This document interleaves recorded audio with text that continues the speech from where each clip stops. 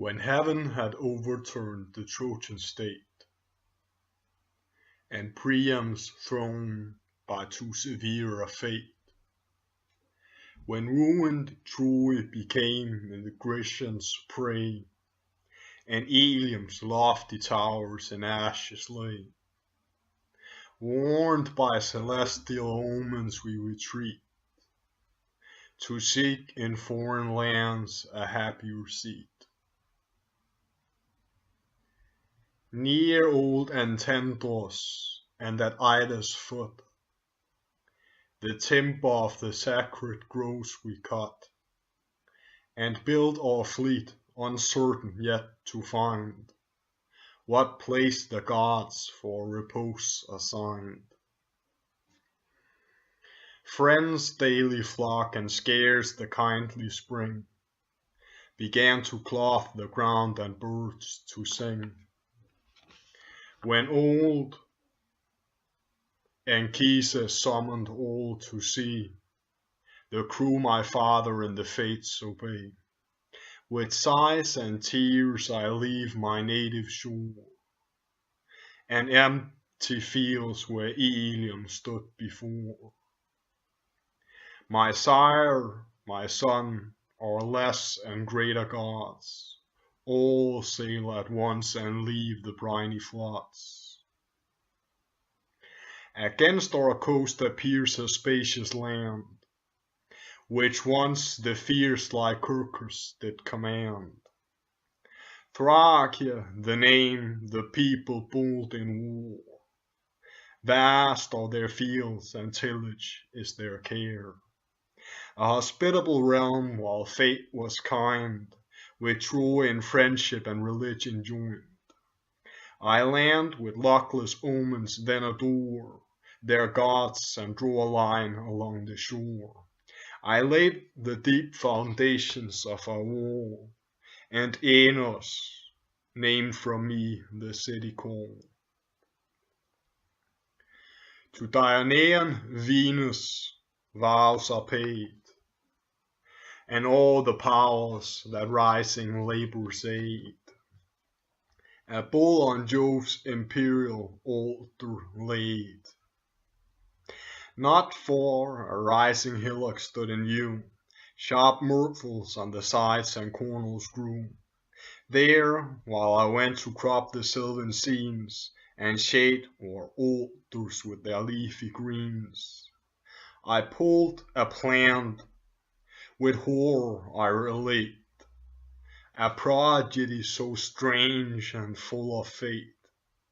The rooted fibers rose, and from the wound black bloody drops distilled upon the ground. Mute and amazed, my hair with terror stood. Fear shrunk my sinews and congealed my blood. Manned once again another plant I try, that other gushed with the same sanguine dye. Then, fearing guilt for some offense unknown, with prayers and vows the Druids I atone. With all the sisters of the woods, and most the god of arms who rules the Thracian coast, that they or he these omens would avert, release our fears and better signs import. Cleared, as I thought, and fully fixed at length, to learn the course, I tugged with all my strength. I bent my knees against the ground once more, the violated myrtle ran with gore. Scarce dare I tell the sequel, from the womb of wounded earth, and caverns of the tomb, a groan as of a troubled ghost renewed my fright, and then these dreadful words ensued. Why dost thou thus my buried body rend? O spare the corpse of thy unhappy friend. Spare to pollute thy pious hands with blood. The tears distill not from the wounded wood, but every drop this living tree contains is kindred blood, and ran in Trojan veins. Oh, fly from this unhospitable shore, warned by my fate, for I am Polydore. Here loads of lances in my blood imbrued, again shoot upward by my blood renewed. My faltering tongue and shivering limbs declare my horror, and in bristles rose my hair. When Troy with Grecian arms was closely pent, old Priam, fearful of the war's event, this hapless Polydore to Thracia sent. Loaded with gold he sent his darling, far from noise and tumults and destructive war, committed to the faithless tyrant's care, who, when he saw the power of Troy decline, forsook the weaker with the strong to join, broke every bond of nature and of truth, and murdered for his wealth the royal youth. O sacred hunger of pernicious gold, what bands of fate can empires lucre hold? Now, when my soul had shaken off her fears, I call my father and the Trojan peers. Relate the prodigies of heaven, require why he commands and their advice desire. All vote to leave that execrable shore, polluted with the blood of Polydore. But, ere we sail, his funeral rites prepare, then to his ghost at tomb and all the rear. In mournful pomp the matrons walk the ground, with baleful cypress and blue fillets crowned, with eyes dejected and with hair unbound. Then bowls of tepid milk and blood we pour, and thrice invoke the soul of Polydore. Now, when the raging storms no longer reign, but southern gales invites us to the main, we launch our vessels with a prosperous wind, and leave the cities and the shores behind. An island in the Aegean main appear, Neptune and watery Doris claim is theirs. It floated once till Phoebus fixed the sides to rooted earth, and now it braves the tides. Here, borne by friendly winds, we come ashore, with needful ease our weary limbs restore, and the sun's temple and his town adore. Æneid, the priest and king, with laurel crowned, his hoary locks with purple fillets bound, who saw my sire the Delian shore ascend, came forth with eager haste to meet his friend, invites him to his palace, and, in sign of ancient love, their plighted hands they join. Then to the temple of the god I went, and thus before the shrine my vows present. Give, O Thymbraeus, give a resting place to the sad relics of the Trojan race, as seed secure a region of their own, a lasting empire and a happier town. Where shall we fix, where shall labors end? Whom shall we follow, and what fate attend? Let not my prayers doubtful answers find, but in clear auguries unveil thy mind. Scarce had I sat, he shook the holy ground, the laurels and the lofty hills around, and from the tripod rushed the bellowing sound. Prostrate we fell, confessed the present God, who gave this answer from his dark abode. Undaunted youth, go seek that Mother Earth, from which your ancestors derived their birth. The soil that sent you forth her ancient race, in her old bosom shall again embrace. Through the wide world the Aenean house shall reign, and children's children shall the crown sustain. Thus Phoebus did our future fates disclose, a mighty tumult mixed with joy arose. All are concerned to know what place the god assigned, and where determined our abode. My father long revolving in his mind the race and lineage of the Trojan kind, thus answered their demands. Ye princes, hear your pleasing fortunes and dispel your fear. The fruitful isle of Crete, well known to fame, sacred of old to Jove's imperial name, in the mid-ocean lies with large command, and on its plains 100 cities stand. Another Ida rises there, and we from thence derive our Trojan ancestry. From thence, as this is divulged by certain fame, to the Rhodian shores our Teucrus came. There fixed and there the seat of empire chose, ere Ilium in the Trojan towers arose. In humble vales they built their soft abodes, till Cybele, the mother of the gods, with thinking simples charmed the Idaean woods. The secret rites and ceremonies taught, and to the yoke the savage lions brought. Let us the land which heaven appoints explore, appease the winds and seek the Gnossian shore. If Jove assists the passage of our fleet, the third propitious dawn discovers Crete.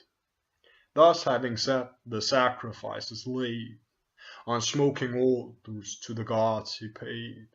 A bull to Neptune an oblation due, another bull to bright Apollo slew. A milk-white Eve the western winds to please, and one coal-black to calm the stormy seas.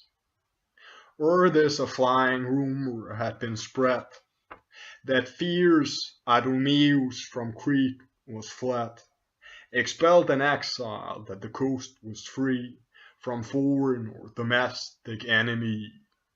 We leave the Delian ports and put to sea, by Naxos famed for vintage make our way, then green Donisa pass and sail in sight of Paris isle with marble quarrels white. We pass the scattered isles of Cyclades, that scarce distinguished seem to stud the seas. The shouts of sailors double near the shores, they stretch their canvas and they ply their oars. All hands aloft for Crete, they cry, and swiftly through the foamy billows fly. Full on the promised land at length we bore, with joy descending on the Cretan shore. With eager haste the rising town I frame, which from the Trojan Pergamus I name.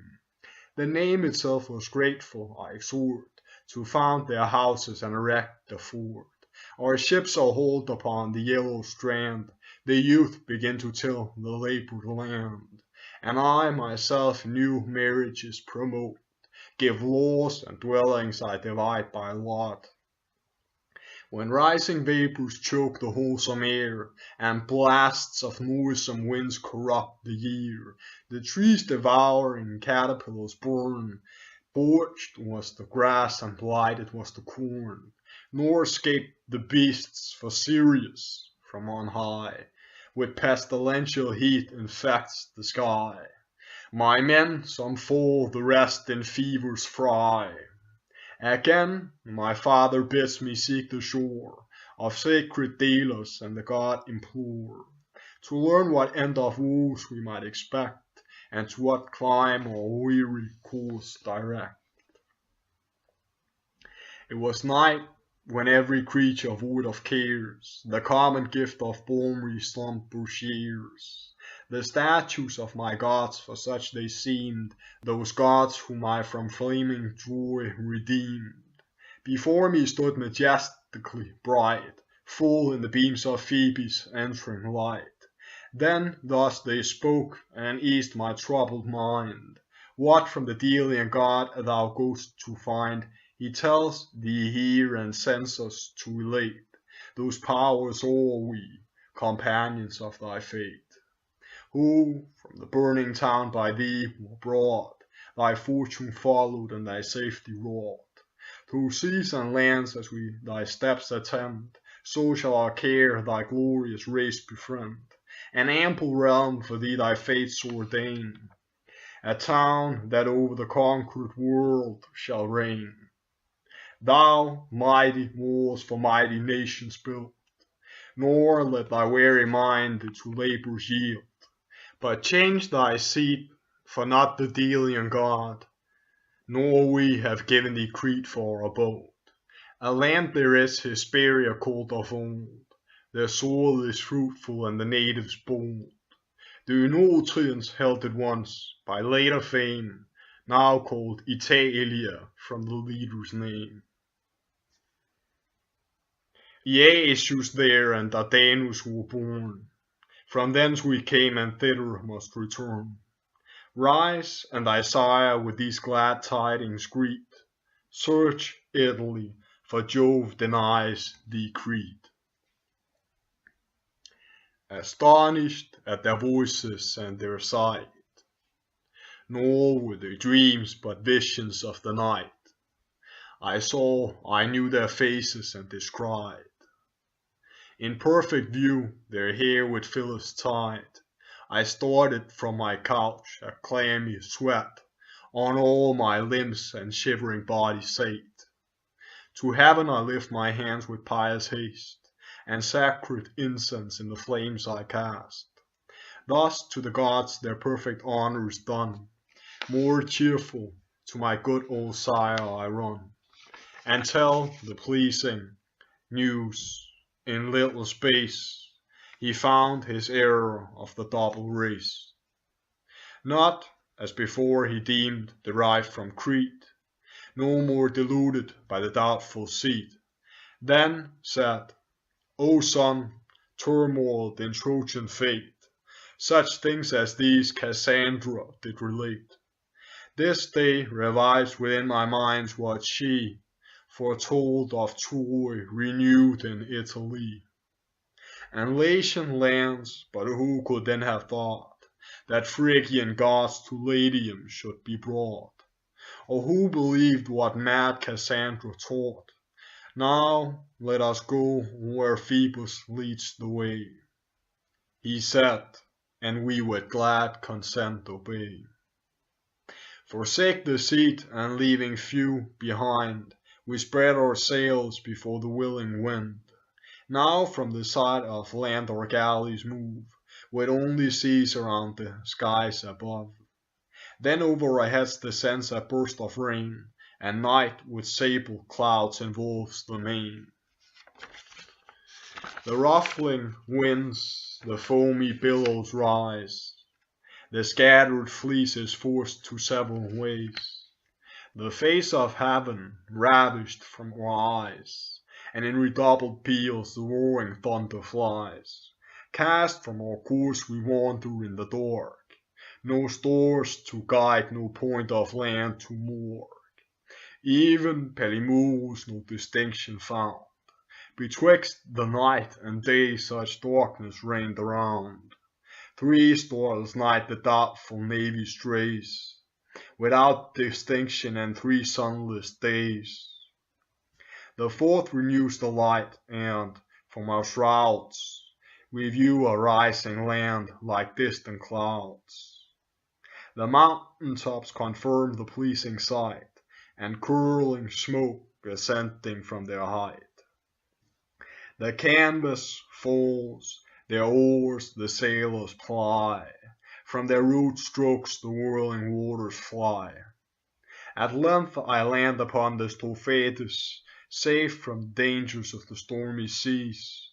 Those isles are encompassed by the Ionian main, the dire abode where the foul harpies reign, forced by the winged warriors to repair to their old homes and leave their costly fare.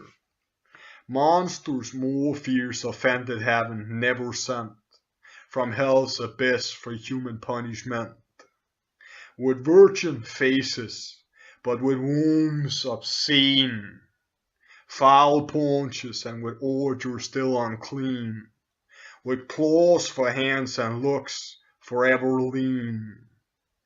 We landed at the port and soon beheld fat herds of oxen graze the flowery field, and wanton goats without a keeper strayed, with weapons we the welcome prey invade. Then calls the gods for partners of our feast, and Jove himself the chief invited guest. We spread the tables on the greensward ground, we feed the hunger and the bowls go round, when from the mountain tops with hideous cry and clattering wings the hungry harpies fly. They snatch the meat, defiling all they find, and, parting, leave a loathsome stench behind. Close by a hollow rock again we sit, new dressed the dinner, and the beds refit, secure from night beneath a pleasing shade, where tufted trees a native harbor made. Again the holy fires on altars burn, and once again the ravenous birds return, or from the dark recesses where they lie, or from another quarter of the sky, with filthy claws their odious meal repeat, and mix their loathsome ordures with their meat. I bid my friends for vengeance then prepare, and with the hellish nation wage the war. Then, as commanded, for the fight provide, and in the grass their glittering weapons hide. Then, when along the crooked shore we hear their clattering wings and saw the foe appear, Micenas sounds a charge, we take the alarm, and our strong hands with swords and bucklers arm. In this new kind of combat all employ their utmost force the monsters to destroy. In vain the faded skin is proof to wounds, and from their plumes the shining sword rebounds. At length, rebuffed, they leave their mangled prey, and their stretched pinions to the skies display. Yet one remained, the messenger of fate, high on a craggy cliff Silenus sate, and thus her dismal errand did relate. What, not contented with our oxen slain, dare you with heaven and empire's wall maintain, and drive the harpies from their native reign? Heed therefore what I say, and keep in mind what Jove decrees, what Phoebus has designed, and I the Furies' queen from both relate. You seek the Italian shores, foredoomed by fate. The Italian shores are granted you to find, and a safe passage to the port assigned. But know that ere your promised walls you build, my curses shall severely be fulfilled. Fierce famine is your lot for this misdeed, reduced to grind the plates on which you feed. She said, and to the neighboring forests flew. Our courage fails us, and our fears renew. Hopeless to win by war, to prayers we fall, on the offended harpies humbly call.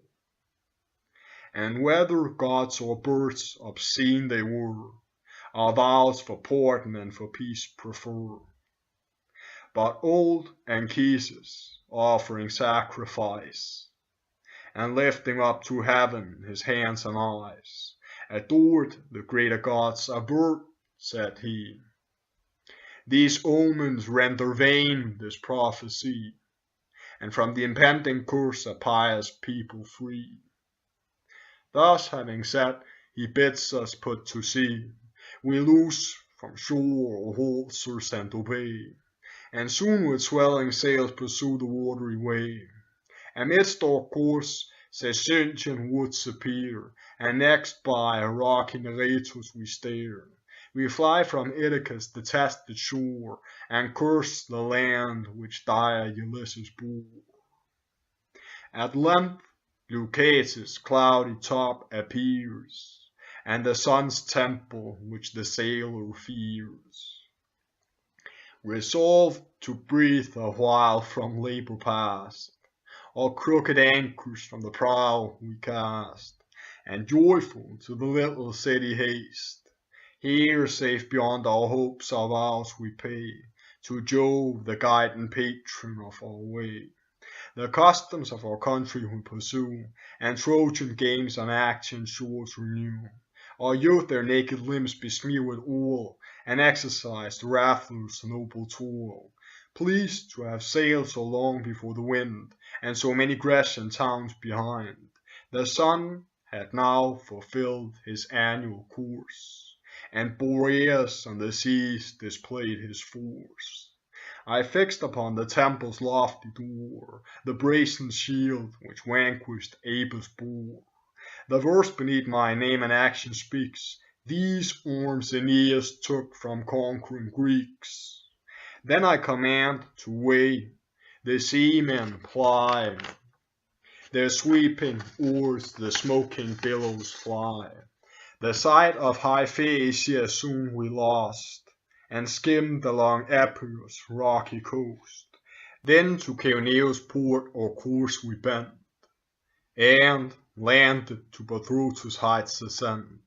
Here wondrous things will loudly blazed fame, how Helenus revived the Trojan name, and reigned in Greece, that Priam's captive son succeeded Pyrrhus in his bed and throne, and fair Andromache, restored by fate, once more was happy in the Trojan maid.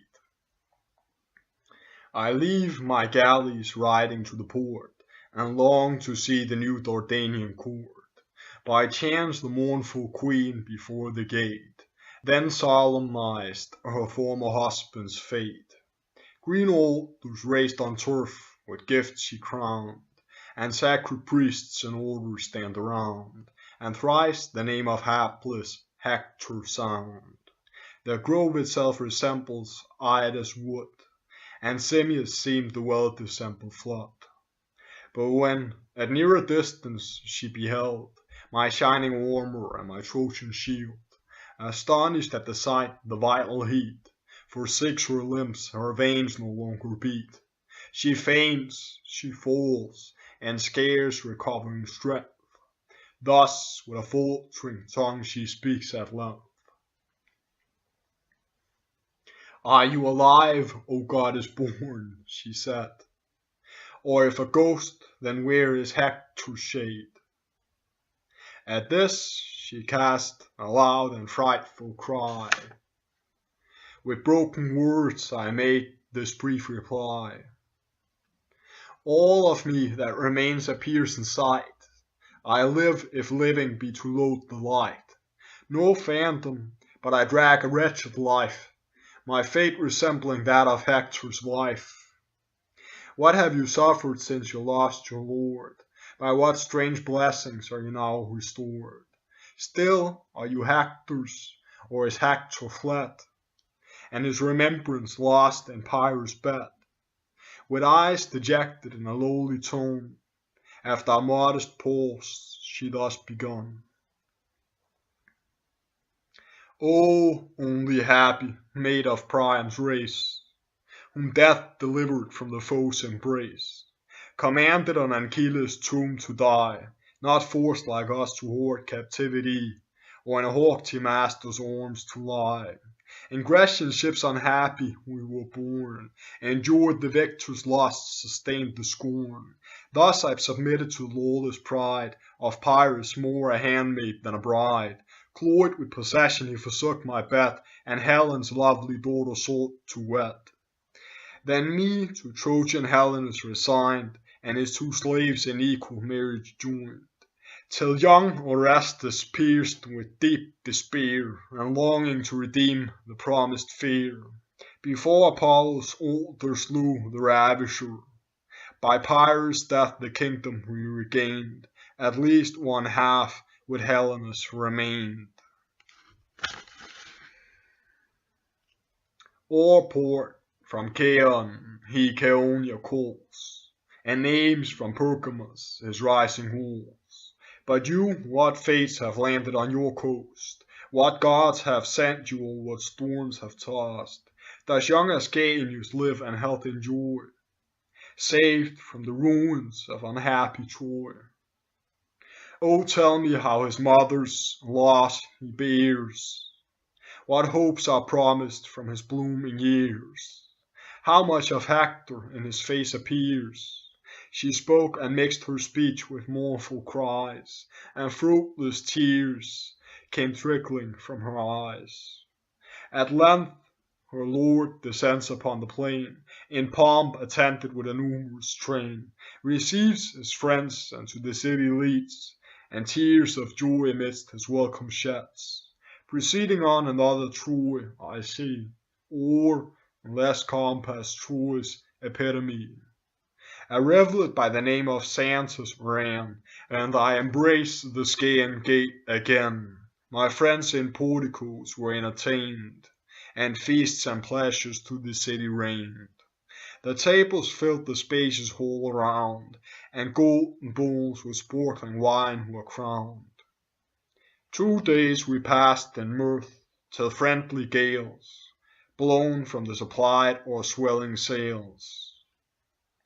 Then to the royal seer I thus began: O thou who knowest beyond the reach of man the laws of heaven and what the stars decree, whom Phoebus taught unerring prophecy, from his own tripod and his holy tree, skilled in the winged inhabitants of air, what auspices their notes and flights declare.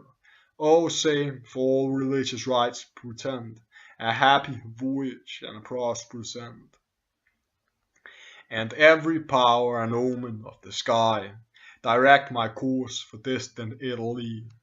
But only dire Saleno from the gods a dismal famine fatally forebodes. Oh, say what dangers I am first to shun, what toils vanquish and what course to run. The prophet first with sacrifice adores the greater gods their pardon then implores, unbinds the fillet from his holy head, to Phoebus next my trembling steps he led, full of religious doubts and awful dread.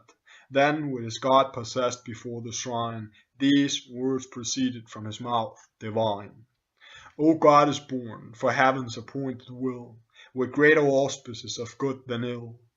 For shows thy voyage and thy course directs, thy fates conspire and Jove himself protects.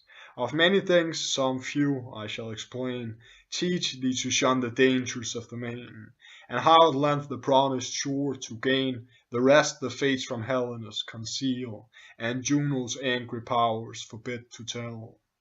First, then, that happy shore that seems so nigh, will far from your deluded wishes fly. Long tracts of seas divide your hopes from Italy, for you must cruise along Sicilian shores, and stem the currents with your struggling oars. Then round the Italian coast your navy steer, and after this to Circe's island veer. And, last, before your new foundations rise, must pass the Stygian lake and view the nether skies. Now mark the signs of future ease and rest, and bear them safely treasured in thy breast. When, in the shady shelter of a wood, and near the margin of a gentle flood, thou shalt behold a sow upon the ground, with 30 suckling young encompassed round. The dam and offspring white as falling snow, these on thy city shall their names bestow, and there shall end thy labours and thy woe. Nor let a threatening famine fright thy mind, for Phoebus will assist and fate the way will find. Let not thy course to that ill coast be bent, which fronts from afar the Epirine continent. Those ports are all by Grecian foes possessed, the savage Locrians here the shores infest. There fierce Idomeneus his city builds, and guards with arms the Cilician fields. And on the mountain's brow Petelia stands, which Philoctetes with his troops commands. Even when thy fleet is landed on the shore, and priests with holy vows the gods adore, then with a purple veil involve your eyes, lest hostile faces blast the sacrifice. These rites and customs to the rest commend, that to your pious race they may descend. When, ported hence the winds that ready waits, for Sicily shall bear you to the straits, where proud Pelorus opes a wider way, tack to the larboard and stand off to sea. Veer steerboard, sea and land, the Italian shore, and fair Sicilia's coast were won before. An earthquake caused the flow, the roaring tides, the passage broke that land from land divides, and where the land retired, the rushing ocean rides. Distinguished by the straits on either hand, now rising cities in long order stand, and fruitful fields, so much can time invade, the mouldering work that beauteous nature made. Far on the right her docks foul Scylla hides, Charybdis roaring on the left presides, and in a greedy whirlpool sucks the tides. Then spouts them from below with fury driven, the waves mount up and wash the face of heaven. But Scylla from her den with open jaws the sinking vessel in her eddy draws, then dashes on the rocks. A human face and virgin bosom hides her tail's disgrace. Her ports obscene below the waves descends, with docks enclosed and a dolphin end. 'Tis safer then to bear aloof to sea, and coast Pecunus, though with more delay, than once to view misshapen Scylla near, and the loud yell of watery wolves to hear. Besides, if fate to Helenus be due, and if prophetic Phoebus tell me true, do not this precept of your friend forget, which therefore more than once I must repeat. Above the rest great Juno's name adore, pay vows to Juno, Juno's aid implore. Let gifts be to the mighty queen designed, and mollify with prayers her haughty mind. Thus at the length your passage shall be free, and you shall safe descend on Italy. Arrived at Cumae, when you view the flood of black Avernus and the sounding wood, the mad prophetic Sibyl you shall find, dark in a cave and on a rock reclined. She sings the fates, and, in her frantic fits, the notes and names inscribed to leaves commits. What she commits to leaves in order laid, before the cavern's entrance are displayed. Unmoved they lie, but, if a blast of wind without or vapor issue from behind, the leaves are borne aloft in liquid air, and she resumes no more her museful care, nor gathers from the rocks her scattered verse, nor sets in order what the winds disperse. Thus many not succeeding most upbraid the madness of the visionary maid, and with loud curses leave the mystic shade. Think if not loss of time a while to stay, though thy companions chide thy long delay.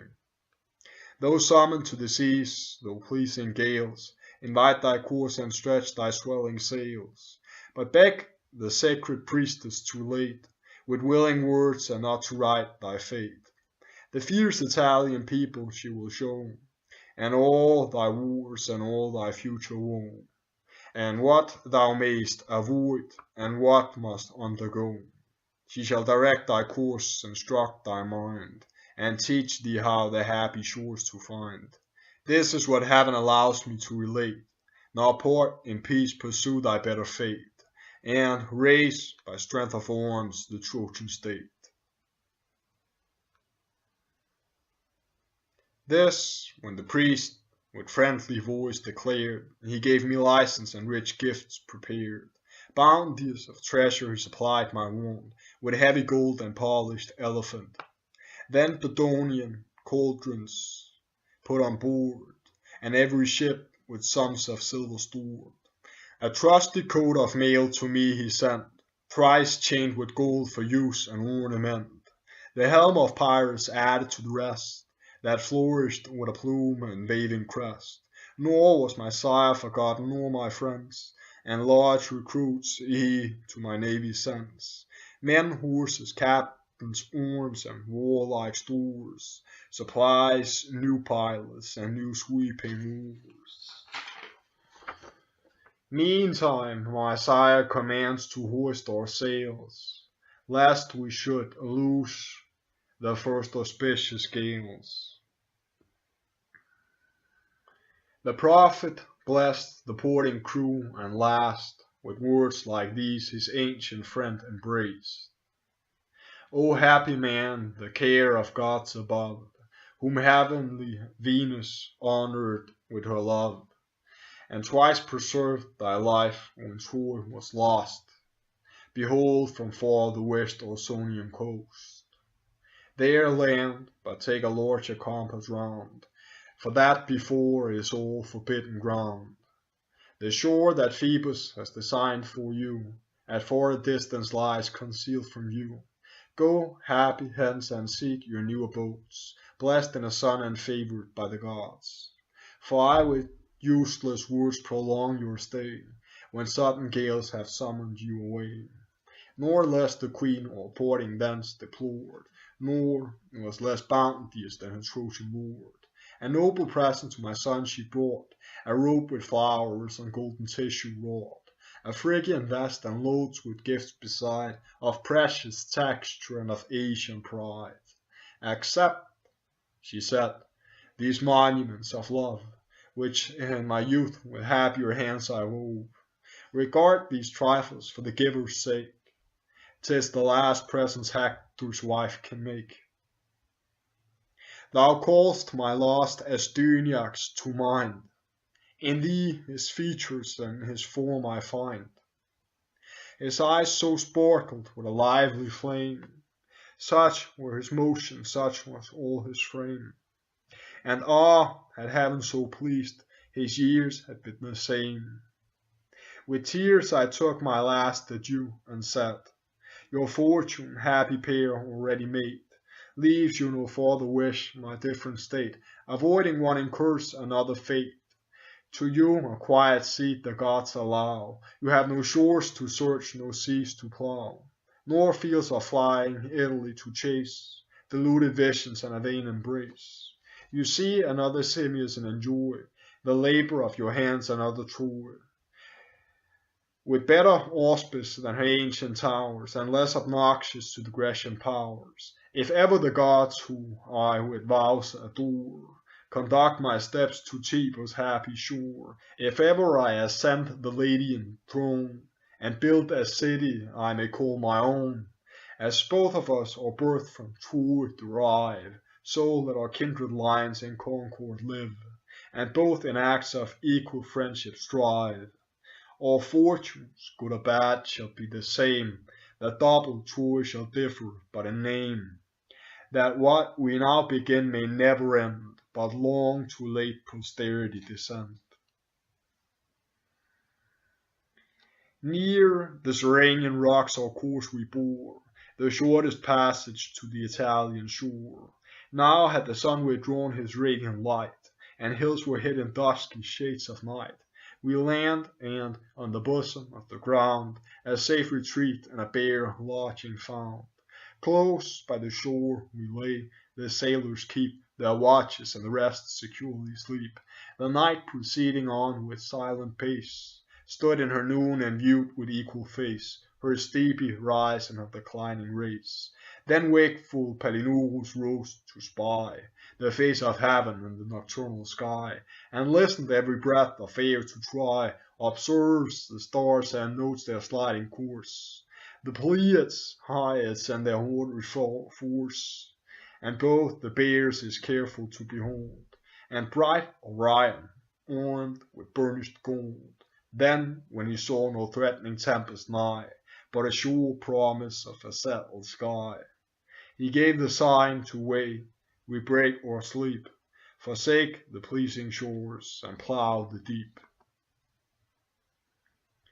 And now the rising morn with rosy light adorns the skies and put the stars to flight, when we from afar, like bluish mists, descry the hills and then the plains of Italy.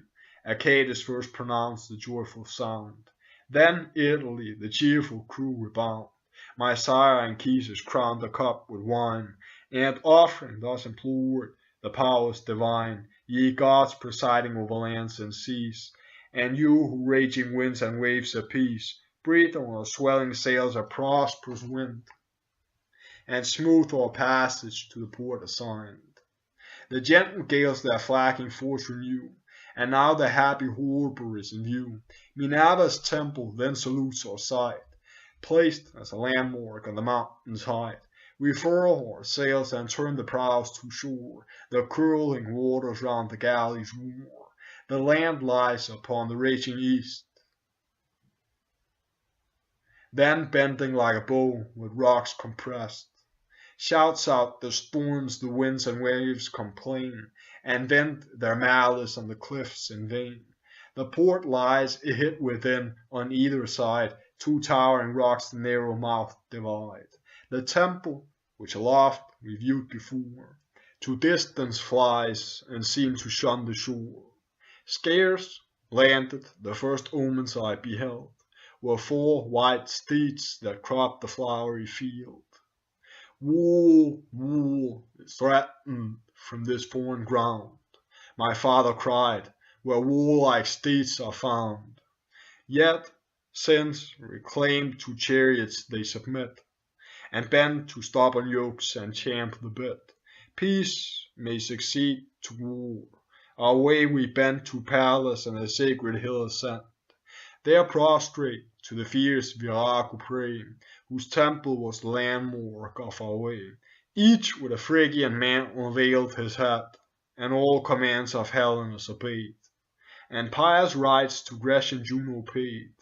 These dues performed, we stretched our sails, and stand to sea forsaking that suspected land. From hence Tarentum's bay appears in view, from Hercules renowned if fame be true. Just opposite Lycaean Juno stands, Caulonian towers and Selacian strands, for shipwrecks feared. Mount Aetna thence we spy, known by the smoky flames which cloud the sky. Far off we hear the waves with surly sound invade the rocks their groans rebound. The billows break upon the sounding strand, and roll the rising tide impure with sand. Then thus Anchises in experience old, 'tis that Charybdis which the seer foretold, and those, the promised rocks, bear off to sea. With haste the frighted marines obey. First Palinurus to the larboard veered, then all the fleet by his example steered. To heaven aloft on ridgy waves we ride, then down to hell descend when they divide. And thrice our galleys knocked the stormy ground, and thrice the hollow rocks returned the sound, and thrice we saw the stores that stood with dews around. The flagging winds forsook us with the sun, and wearied on Cyclopean shores we run. The port, capacious and secure from wind, is to the foot of thundering Aetna joined. By turns a pitchy cloud she rolls on high, by turns hot embers from her entrails fly, and flakes of mounting flames they lick the sky. Oft from her bowels massy rocks are thrown, and shivered by the force come piecemeal down. Oft liquid lakes of burning sulphur flow, fed from the fiery springs that boil below. Enceladus, they say, transfixed by Jove, with blasted limbs came tumbling from above, and Where he fell, the avenging father drew this flaming hill and on his body threw. As often as he turns his weary sides, he shakes the solid isle and smoke the heavens hide. In shady woods we pass the tedious night, where billowing sounds and groans our souls affright, of which no cause is offered to the sight. For not one star was kindled in the sky, nor could the moon her borrowed light supply. For misty clouds involved the firmament, the stars were muffled and the moon was pent. Scarce had the rising sun the day revealed, scarce had his heat the pearly dews dispelled, when from the woods there bulged before our sights, somewhat betwixt a mortal and a sprite, so thin, so ghastly, meagre, and so wan, so bare of flesh he scarce resembled man. This thing all tattered seemed from far to implore our pious aid and pointed to the shore. We looked behind, then views his shaggy beard. His clothes were tacked with thorns and his limbs besmeared. The rest, in mien, in habit, and in face, appeared a Greek, and such indeed he was. He cast on us from afar a frightful view, whom soon for Trojans and for foes he knew. Stood still and paused, then all at once began to stretch his limbs and trembled as he ran. Soon as approached, upon his knees he falls, and thus with tears and sighs for pity calls. Now, by the powers above and what we share, from nature's common gift, this vital air, O Trojans, take me hence, I beg no more, but bear me far from this unhappy shore. 'Tis true I am Greek, and farther on, among your foes besieged the imperial town. For such demerits, if my death be due, no more for this abandoned life I sue. This only favor let my tears obtain, to throw me headlong in the rapid main. Since nothing more than death my crimes demand, I die content to die by human hands. He said, and on his knees my knees embraced. I bade him boldly tell his fortune past, his present state, his lineage, and his name, the occasion of his fears and whence he came. The good Anchises raised him with his hand, who, thus encouraged, answered our demand. From Ithaca, my native soil, I came, to Troy, and Anchimedes my name. Me my poor father with Ulysses sent, oh, I stayed with poverty content, but fearful for themselves my countrymen left me forsaken in the Cyclops' den. The cave, though large, was dark, the dismal floor was paved with mingled limbs and putrid gore. A monstrous host of more than human size erects his heads and stares within the skies. Bellowing his voice and horrid is his hue, ye gods remove this plague from mortal view. The joints of slaughtered wretches are his food, and for his wine he quaffs the streaming blood. These eyes beheld, when with his spacious hand he seized two captives of aggression band. Stretched on his back he dashed against the stones, their broken bodies and their crackling bones. With spouting blood the purple pavement swims, while the dire glutton grinds the trembling limbs.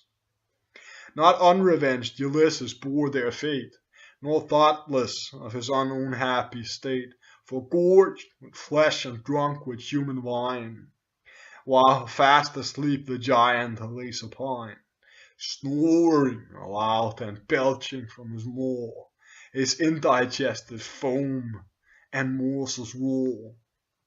We pray, we cast the lots, and then surround the monstrous body stretched along the ground. Each, as he could approach him, lends a hand to bore his eyeball with a flaming brand. Beneath his frowning forehead lay his eye, for only one did the vast frame supply. But that a globe so large his front it filled, like the sun's disk or like a Grecian shield. The stroke succeeds, and down the pupil bends. This vengeance followed for our slaughtered friends. But haste, unhappy wretched, haste to fly. Your cable's cut, and on your oars rely. Such, and so vast as Polypheme appears, 100 more this hated island bears. Like him, in caves they shut their woolly sheep. Like him, their herds on tops of mountain keeps. Like him, with mighty strides they stalk from steep to steep. And now 3 moons this sharpened horns renew. Since thus, in woods and wilds obscure from view, I drag my loathsome days with mortal fright, and in deserted caverns lodge by night. Oft from the rocks a dreadful prospect see of the huge Cyclops like a walking tree. From far I hear his thundering voice resound, and trampling feet that shake the solid ground. Kernels and savage berries of the wood, and roots and herbs have been my meager food. While all around my longing's eyes I cast, I saw your happy ship appear at last. On those I fixed my hopes, to these I run. 'Tis all I ask this cruel race to shun. What other death you please yourselves bestow. Scarce had he said, when on the mountain's brow we saw the giant shepherd stalk before his hollow flock and leading to the shore. A monstrous bulk, deformed, deprived of sight, his staff a trunk of pine to guide his steps aright. His ponderous whistle from his neck descends, his woolly care the pensive lord attends. This only solace his hoard fortune sends. Soon as he reached the shore and touched the waves, from his bored eyes the guttering blood he laves. He gnashed his teeth and groaned. Through seas he strides, and scarce the topmost billows touched his sides. Seized with sudden fear we run to sea, the cable's cut and silent haste away. The well-deserving stranger entertain, then buckling to the work all oars divide the main. The giant hearkened to the dashing sound, but when our vessels out of reach he found, he strided onward and in vain essayed the Ionian deep and durst no farther wade. With that he roared aloud, the dreadful cry shakes earth and air and seas, the billows fly before the bellowing noise to distant Italy. The nearing Ætna trampling all around, the winding caverns echo to the sound. His brother Cyclops hear the yelling roar, and rushing down the mountains crowd the shore. We saw their stern distorted looks from afar, and one-eyed glance that vainly threatened war. At dreadful council, with their heads on high, the misty clouds about their foreheads fly, not yielding to the towering 3 of Jove, or tallest cypress of Diana's grove. New pangs of mortal fear our minds assail. We tug at every oar and hoist up every sail, and take the advantage of the friendly gale. Forewarned by Helenus we strive to shun Charybdis gulf, nor dare to Scylla run. An equal fate on either side appears. We, tacking to the left, are free from fears. For from Peleus' point the north arose, and drove us back where swift Pantagius flows. His rocky mouth we pass and make our way, by Thapsus and Megara's winding bay. This passage Achaemenides had shown, tracing the course which he before had run. Right over against Plemmyrium's watery strand, there lies an isle once called the Otygian land. Alpheus, as old fame reports, has found from Greece a secret passage underground. By love to beauteous Arethusa led, and mingling here their role in the same sacred bed. As Helenus enjoined we next adore Diana's name, protectress of the shore. With prosperous gales we pass the quiet sounds of still Elos and his fruitful bonds. Then doubling Cape Pachynus we survey the rocky shore extended to the sea. The town of Camarine from far we see, and Fenny Lake undrained by fate's decree. In sight of the Gelion fields we pass, and the large walls where mighty Gela was. Then Agregas with lofty summits crowned, long for the race of warlike steeds renowned. We passed Selinus and the palmy land, and widely shone the Lilybaean strand, unsafe for secret rocks and moving sand. At length on shore the weary fleet arrived, which Drepanum's unhappy port received. Here, after endless labors often tossed by raging storms and driven on every coast, my dear, dear father spent which age I lost, ease of my cares and solace of my pain, saved to 1,000 toils, but saved in vain. The prophet who my future woes revealed, yet this the greatest and the worst concealed. And dire Selene, whose foreboding skill denounced all else was silent of the ill. This my last labor was, some friendly god from thence conveyed us to a blessed abode. Thus to the listening queen, the royal guest, his wandering course and all his toils expressed, and here concluding, he retired to rest.